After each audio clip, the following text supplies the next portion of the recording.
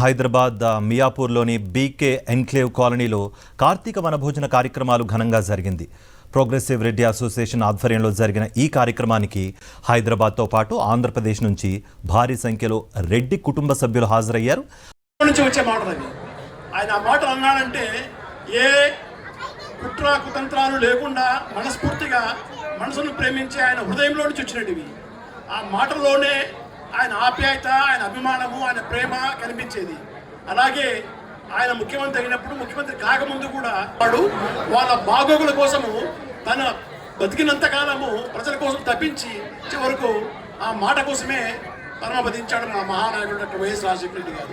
Doctor YS Rajasekhara Reddy గారి గురించి చెప్పాలంటే గంటల తరబడి, రోజుల తరబడి చెప్పినా కూడా సరిపోదు. ఒక్కొక్కరు ఒక్కొక్క అనుభవం ఇక్కడ వచ్చిన వాళ్ళందరితో ఆ అనుభవాలు ఇంకా ఎవరి దగ్గర కూడా కనీసము ఆయన పలకరించే తీరు, పద్ధతి, అభిమానము, ఆత్మీయత మన దగ్గరి బంధువుల్లో కూడా లేదేమో అని అనిపిస్తుంది. అందుకే ఆ మహానాయకుడు చనిపోయినప్పుడు మన ఇంట్లో మన దగ్గర బంధువులు ఎవరు చనిపోయినప్పుడు కూడా అంతగా బాధపడిన వాళ్ళం కాదు, అంతగా ఏడ్చిన వాళ్ళం కాదు.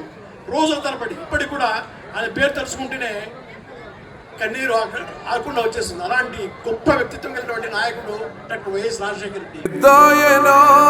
దేవుడి దయ మీ అందరి చదివిన దీవెనలు ఉన్నంత వరకు వాళ్ళు నా వెంట్రిక కూడా పీకలేరు అని చెప్పి కూడా ఈ సందర్భంగా తెలియజేస్తా ఉన్నాను.